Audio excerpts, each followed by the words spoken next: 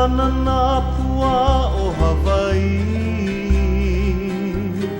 Kupa ama hope o ka aina Iki mai ka elele o ka loko ino Pala pala anunu me ka paka Ano ai me ke aloha in the Makamaka, and welcome to A Second Glance, where we take an in-depth look at issues in and around Hawaii and the rest of the world. This program is part 2 of my journey into the international arena in this quest for Hawaiian sovereignty.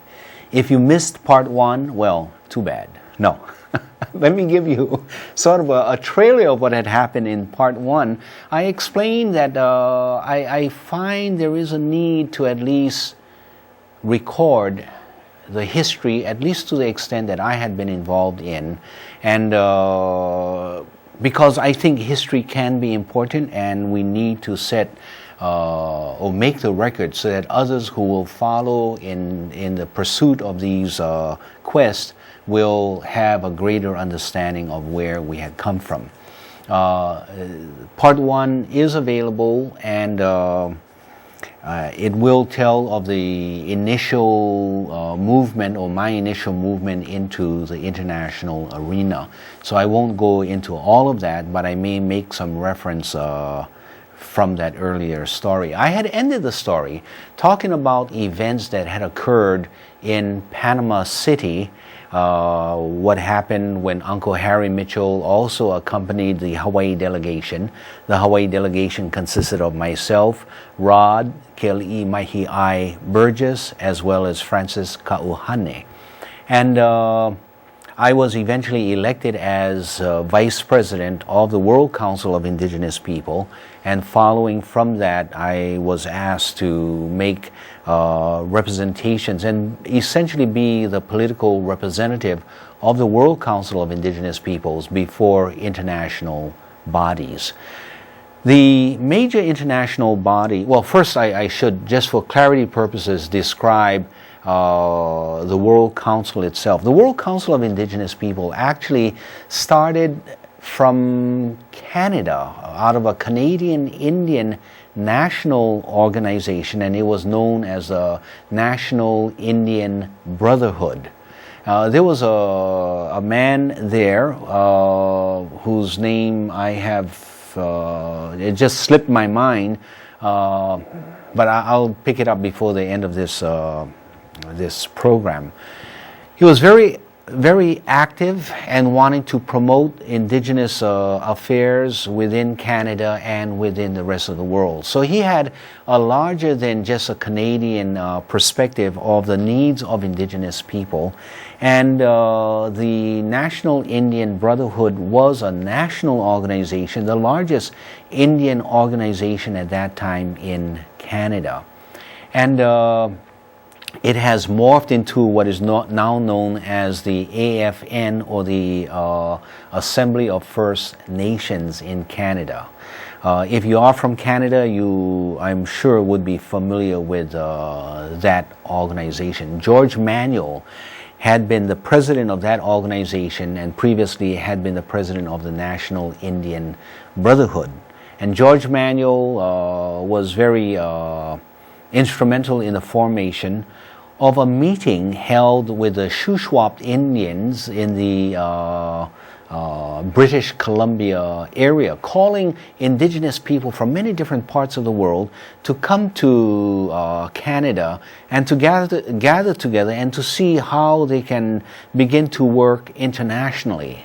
Quite an interesting concept, not necessarily starting only with George Manuel, but he was one who was able to move it forward. And out of that meeting back in I believe it was about 1976, there was a formation of the World Council of Indigenous Peoples. It may have been 1977. Who from Hawaii had attended that meeting? Many of you may know or have known a person whose name was Gail Pregine. He was also known and named as Kawaipuna. Kawai Puna had been attending many different, especially North American gatherings, and had attended that particular gathering. However, to what extent Kawai Puna was active and engaged in the World Council, I could not really trace. I do know that he attended that initial gathering. And so that being in the 1970s, and my getting involved with the World Council of Indigenous People didn't occur until 1983, 1984, where I eventually represented the World Council at the various international bodies. So this is where the organization comes out of, and they divided themselves into 5 major regions of the world, and that was the Pacific region, Central America, South America, North America, that's 3 more regions, and then Scandinavia. Now, you and I know that that's not the whole world. What happened to Asia? What happened to Africa?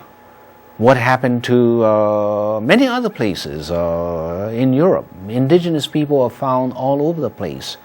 So it was with some concern that I participated in the World Council, but I was just a new guy, right? A new kid on the block, and I recognized that while we were called the World Council, we didn't represent everyone in the world, but we had a responsibility, and that was to open avenues of everyone to participate within the World Council, and even if not within the World Council, to bring them in, open doorways so that they can participate in the international arena. That, I thought, was an obligation, and as a vice president, I took that as one of my tasks.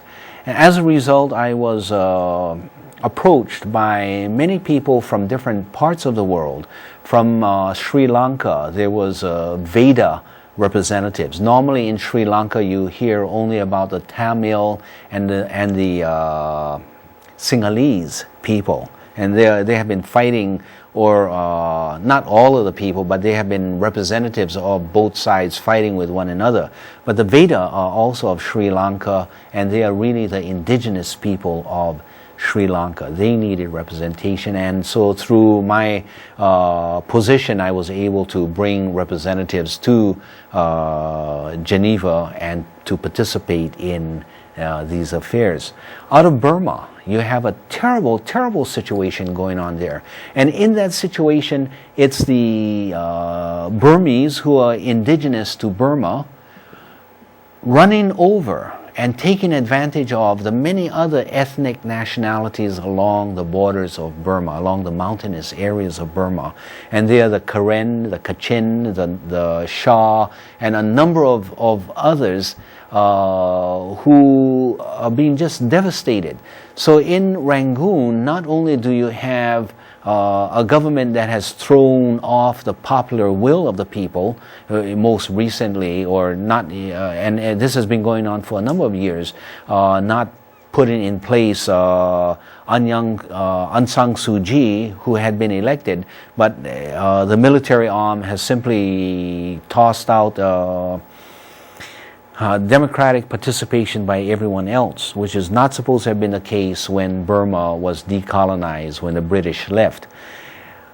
So it's not only a question of the ethnic Burmese overrunning the country, but the British's responsibility. Because when you decolonize, it's not fair enough simply to say, I'm leaving the territory and washing my hands of any troubles that are left back. But the colonial country also carries responsibility that as they leave, they must leave the country in as good a way that it had been or better. One should never, even when entering a room or taking up residence in any place, you should always leave the place a little better or much better than as you had found it. It's the same way with the process of decolonization. To make things short, so a lot of the indigenous people from Burma had also approached us and I was able to assist in either making representations for them or opening avenues so that they were able to speak for themselves at the United Nations bodies. With Bangladesh, it was the same situation. In India, of course, millions of indigenous peoples who had come to Geneva to express themselves, but not having the avenue to express themselves, we were able to open the World Council of Indigenous Peoples so that they could represent themselves, although they were not officially, or we did not have at that time areas within the World Council that could handle them. And as a result, what I did was I opened the organization by opening the Pacific region of the World Council to now call it the Pacific Asia region of the World Council of Indigenous Peoples. A conference was held in Hawaii at the East-West Center and at the School of Law, in which the chairperson of the working group of the United Nations Working Group on Indigenous Populations that had reviewed and finally approved the initial draft of the United Nations Declaration. Well, the chairperson had also attended this conference here in Honolulu, and she was Madam Erica Dias, and she participated and she assisted in the understanding of the international law, international affairs, as well as saw the organizing of the Pacific Asia Council of Indigenous Peoples. Okay, so that was some of the activities that I had been engaged in at that time. Let me talk about the one of the activities at the United Nations that had been most active, and that was the United Nations Working Group on Indigenous Populations. Did I say populations? Yes, I did, and the reason is, and that's what it was called at that time. You see, in international law, the term population is very significant as opposed to the term peoples. Many of the international instruments that design or that describe rights of peoples always say that all peoples have the right to self-determination, and by virtue of the right, they have the right to establish their political relationship, to control their own economic system, their social and cultural development, etc., etc. But those are reserved to people, not population. And so when the international community, when nation states call the indigenous folks population rather than peoples, it was very intentional, because the intent there was not to accord to these folks the protection as a people. That was one of the first and major battles that we had, because among the rights of all people is the right to self-determination. And countries such as, just as examples, the United States of America, and there's many other examples, such as Canada, such as Australia, such as New Zealand, did not want to accord the right of self-determination to their indigenous peoples. And so just by the use of language, they were hoping to keep them away from the idea of self-determination. And we had battles over that. During that period of time, as the United Nations was looking at coming up with a universal declaration, a world declaration of what are the rights of these indigenous populations, another activity was going on in another organization, another international organization, and that was called the International Labor Organization, the ILO. Now, the International Labor Organization, just to understand its structure, is what is called, it's a three-part structure. There's one aspect of that structure that is represented by governments. So governments of different nations come in and sit in on the ILO. The second arm of it, or second leg of this organization, are labor unions. Yes, labor unions, because it engages in the question of labor. And the third leg are businesses. So you have capital represented, you have labor represented, and you have government represented. The ILO came out in about 1916, 1917, so it predates the United Nations, and it was based on a concept that economics and the development of labor unions was really to bring about a better world and a better social condition for workers. And so the ILO began looking at these issues of workers' conditions, safety of workers, equality of workers, and then they started saying, well, what about the indigenous peoples? Because so many of our population, of our workers, come from the indigenous population. So we need to pay special attention to the indigenous peoples. But at that time, even at that point, they were not calling them peoples. They were still with indigenous populations. But with organizations such as the World Council and with people such as, now I've forgotten his name again, George Manuel. And it was not only from Canada, but the United States was also now getting a bit more active in the 1970s. And the International Indian Treaty Council was formed out of the American Indian movement, AIM. Many of you may recall the AIM movement and the fights and the battles that they had with the federal government and people getting in jail and the FBI getting involved and all of those things. Leonard Peltier was a member of the AIM movement, still serving time in jail based on a fixed-up case by the FBI who set him up. But that, again, can be another story for another program. But you had indigenous people now on the march within countries and trying to look for an international venue. Very similar to what was happening in Hawaii when I was on my move here in Hawaii, and not only myself, but other Hawaiians who are now saying, hey, that's correct. What about this idea of Hawaiian sovereignty, the illegality of the overthrow of our nation, etc.? So the ILO said we have to pay attention, and the stuff that we have, which is a convention, at that time it was a convention 104 on the integration, or not even integration, the assimilation of indigenous populations into the majority societies. They were wondering, how do we grab indigenous people and bring them into the majority society as quickly as we can, so that they don't have to go through the stages of evolution, moving from a stone age unto the modern technologies. So out of this, quote, goodness of their heart, they wanted to integrate or assimilate indigenous people as quickly as they could into their higher level of society as they had seen it. All right. Indigenous people were saying, hey, wait a minute. Maybe we don't want to be assimilated into your society. Perhaps we would like to retain our language. Perhaps we would like to continue naming our children their indigenous names. Perhaps we would like to practice our customs, our medicine, our social and economic interaction. Perhaps we would like to have at least autonomy, if not absolute self-determination. And so as we began making this advocacy, the ILO said, well, hey, we got to start paying attention to what is going on. And we are being criticized for the earlier convention that we developed back in the 1950s.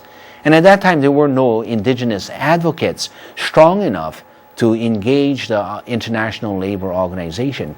So they decided that in 1987 actually, that they would begin to review the earlier convention. And in reviewing the earlier convention, this time what they would do is they would invite indigenous voice into a discussion. And so what they decided was that they would identify an indigenous expert.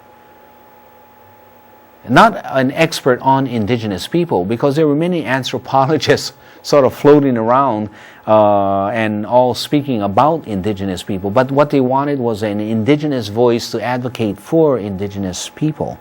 And as a result of that, the World Council of Indigenous People was selected as the organization, and I was eventually ended up as the indigenous expert before in participation of the International Labor Organization. Now, of course, I tried to expand the opportunity for others to also engage, opening up opportunities for other interventions to be made. And we were successful in doing that. So although I was seen as the quote indigenous expert. There were, of course, many indigenous people, and as far as I'm concerned, they were all experts in their own indigenousness who were able to express themselves.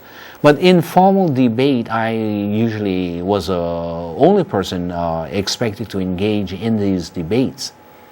One of the questions was, what should we do with the term population and peoples?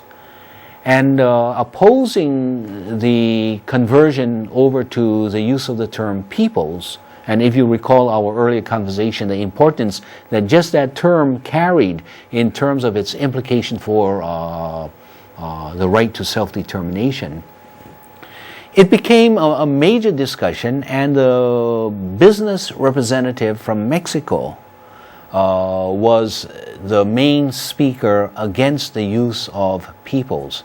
They wanted to stay with populations. I argued that we can talk about populations if we wanted to count the whales that would swim over to Maui in our Pacific waters of Hawaii. We can talk about populations if we wanted to count the birds that flew over the city of Geneva during a certain day at a certain time. But to call human beings merely population was to dehumanize the human being. And we had no right doing that. Human beings are peoples, and that is what they should be called. Now the Mexico business representative stood up and interrupted me. And he said, Mr. Burgess, at that time I had used the name Hayden Burgess. He says, Mr. Burgess, I know exactly what you want to do. You are trying to give the people civil and political rights that go far beyond the competence of the International Labor Organization. The International Labor Organization has no jurisdiction, has no competence into that particular area. Our jurisdiction is only with regards to the social, the cultural, the economic aspects of the peoples, the workers, and its relationship to business. And so you want to take this and take it so far that we have no competence, and just for that reason we should not entertain the idea of moving it to peoples. My response was, you are absolutely correct in defining the competence of the ILO, and that competence should limit the application of the term peoples. It applies only to the extent that we are addressing the social, economic, and cultural development of these peoples. And we should state it very clearly if you want it stated so clearly.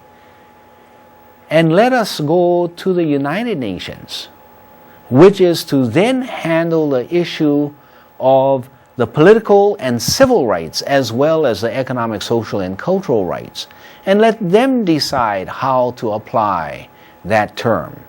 But for the International Labor Organization, you should not diminish the application of the term peoples.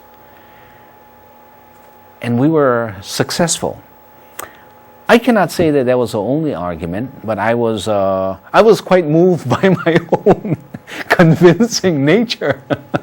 But we did vote, and it was a major accomplishment in international law, because the ILO Convention 169 is now an international convention made up of an organization with approximately 180 nations participating. So it is not a miniature organization.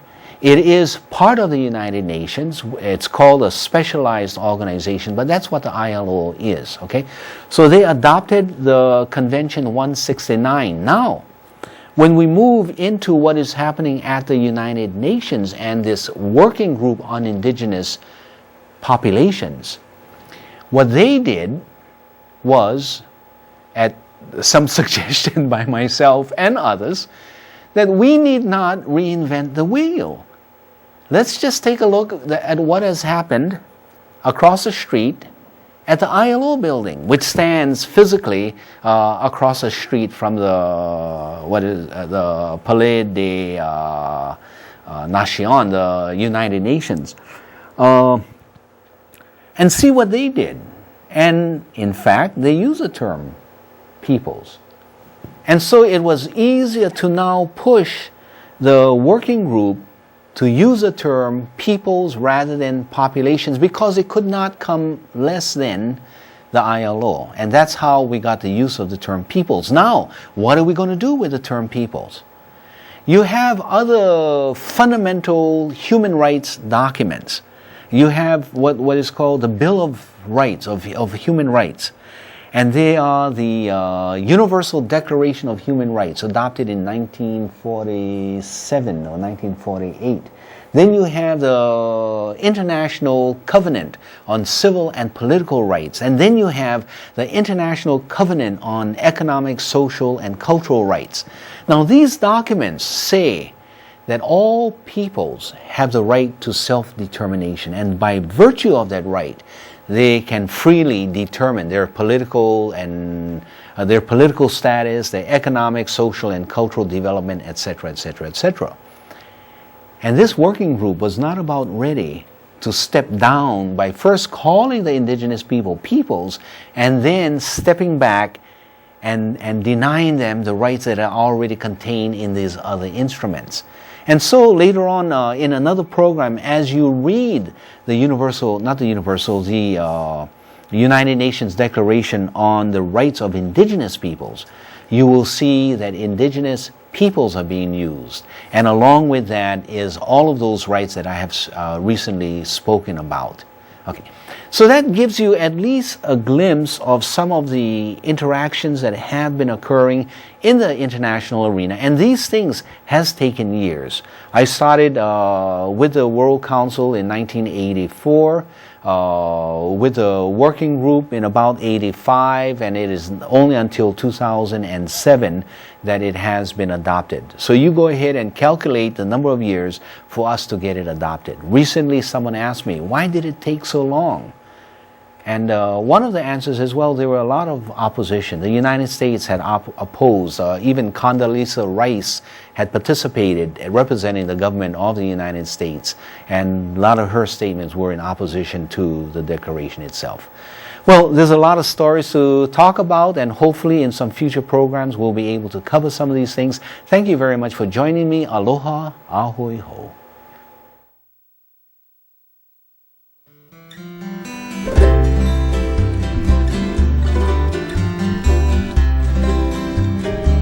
Kaulana nā pua o Hawaii,